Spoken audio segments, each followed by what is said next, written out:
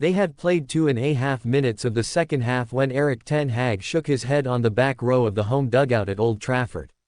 It was as clear a sign as any that Manchester United's hopes of a rousing comeback against Liverpool were closer to impossible than implausible. Ten Hag took decisive action at half-time, but this already felt like damage limitation. The Dutchman was arguably fortunate to get the chance to start a third season occupying that dugout. This result has seriously damaged his chances of finishing the season in that role. As bad a look as this was for Ten Hag, it was equally bad for Ineos. The glum faces in the directors' box from Ratcliffe, Sir Dave Brailsford, Omar Berrada, Dan Ashworth and Jason Wilcox reflected a desperate day for United and the thought of as humbling a decision as it might be possible to make lying further up the road. Ten Hag survived an end-of-season review by Ineos to cling to his position. 3 games into the new season, that is already beginning to look like a mistake. When it comes to footballing decisions, the new sporting structure installed by Ineos has exuded authority, except for this one. They spoke to other managers, weakened the position of Ten Hag, took the option in his contract after signaling they planned an extension and now must seriously consider how much longer this can go on. It would be a humiliating U-turn, but as Ashworth said when Ten Hag's extended stay was confirmed, it was now about getting results, consistently. That remains out of reach. Ten Hag has only lost twice to Liverpool, but it was 7-0 at Anfield and 3-0 at Old Trafford.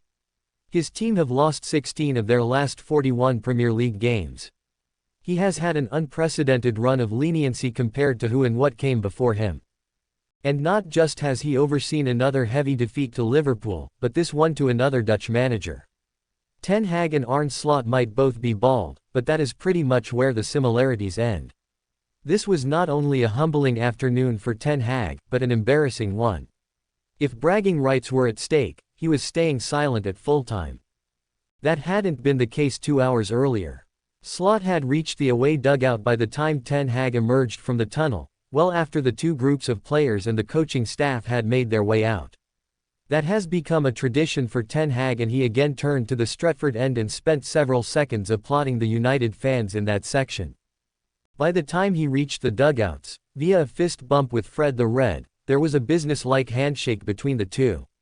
There was little of the warmth and smiles that they greeted each other with in South Carolina a month ago when there was nothing on the line beyond match fitness and the chance to work on a few ideas. Slot immediately made his way to his technical area, hands placed firmly in pockets until he needed to make a point, which was often.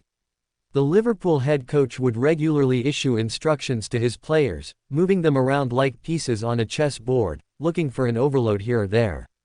He would point wide, looking to get a midfielder to create an advantage on the left flank, and would then push both hands towards United's goal, seeking to press aggressively. Ten Hag is less demonstrative with his players and less controlling. He spent the first 5 minutes chatting to Ruud van Nistelrooy and René Hake before venturing out of the dugout. He was a more serene presence than his fellow Dutchman, aside from occasionally taking out his notepad to scribble something down. It's not difficult to discern which approach was working. On 3 occasions Slot turned to his staff and punched the air to celebrate goals. Towards the end, the away support broke into his chant.